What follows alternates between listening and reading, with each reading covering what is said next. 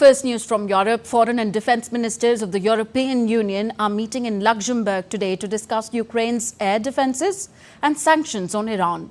Also, the war in Sudan is set to be discussed, but the conflicts in West Asia and Ukraine are set to remain on top of the agenda. The meeting comes at a crucial time when the US House of Representatives has passed a new bill unlocking over $60 billion aid to Kiev. The bill now proceeds to the upper chamber called the Senate, which will begin considering the bill on Tuesday.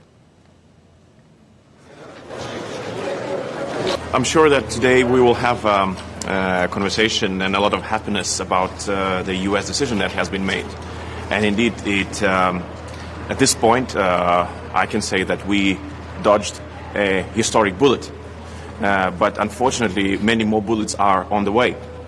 And therefore, we can be joyous for a day, but we have to be prepared for the battle that is come tomorrow. And therefore, there can be no calming down, no stopping of assistance, and we have to continue to speak how we're going to assist Ukraine further still. DD India's Giles Gibson now joins us for more on the story from Brussels. Giles, are the EU governments under pressure to supply more air defense systems to Kiev?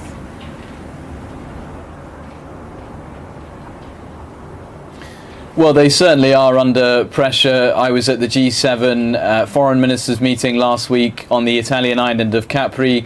We had the foreign minister of Ukraine, Dmytro Kuleba, there, as well as the NATO Secretary General Jens Stoltenberg. And really the thing that the Ukrainian foreign minister was asking from his allies repeatedly in the bilateral meetings that he had, as well as the meetings that he had with the other G7 foreign ministers, was that they need to see more air defense systems. We also heard from Josep Borrell last week at the G7, the European Commission's top diplomat, and he was saying that air defense systems are just going to be an absolute priority over the coming weeks, because what we're seeing from Russia is this tactic to target infrastructure, especially electricity, power, energy infrastructure inside Ukraine. Josep Borrell saying that it was absolutely critical to protect that so that you could protect civilians whose, of course, homes rely on electricity, so that you could protect factories in Ukraine that are producing materials for the war effort,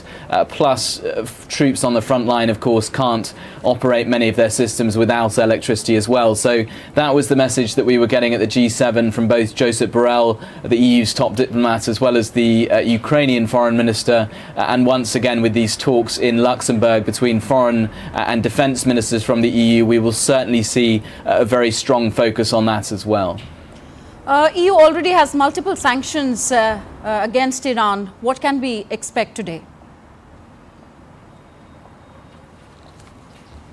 We are expecting the EU to announce a fresh round of sanctions against Iran. This is what we're hearing. We are still waiting for confirmation of this, which will come at a press conference, an announcement towards the end of the day. But we are expecting them to extend some sanctions that were initially targeted against Iran back in 2022, focused on the transfer or the supply of drones to Russia for its ongoing war in Ukraine. We are expecting those to be extended to missiles, that reflecting the fact that we saw that Iranian drone and missile strike on Israel, on Israeli territory just over a week ago. The EU looking to respond very strongly to that and send a similar message that we saw at the G7 last week from the US and the UK, who also introduced sanctions against Iran on the sidelines of that meeting.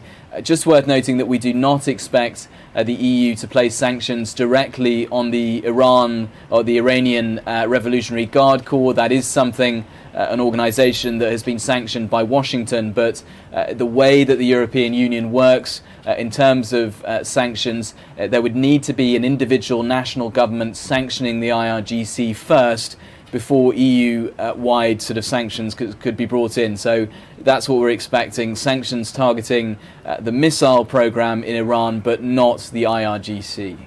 Okay. Thank you very much, Giles, for those updates. Russia's Foreign Minister Sergei Lavrov on Monday warned that the US, the UK and France's support to Ukraine is increasing the risk of conflict among nuclear powers, adding that the West is obsessed to strategically defeat Russia. Западники опасно балансируют. The Westerners are teetering dangerously on the brink of a direct military clash between nuclear powers, which is fraught with catastrophic consequences.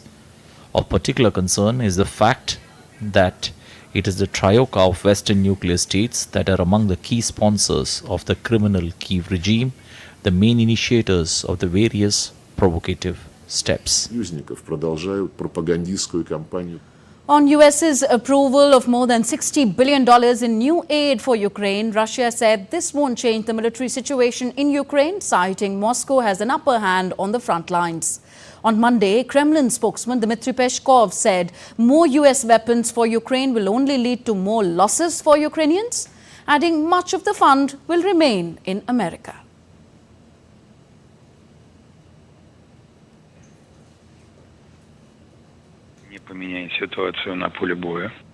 Of course, this allocated funds and the weapons to be delivered for this money will not lead to change in this dynamics. At the same time, we are aware that the bigger share of this money will remain in America itself. America will become richer and earn additional dividend providing aid to Ukraine. This means nothing changes in principle. Terming the United States' plan to seize frozen Russian assets as illegal, the Kremlin on Monday warned that it sets a dangerous precedent and called for legal action. Kremlin spokesperson Dmitry Peskov further called such a move will violate private and state property and lead to retaliation.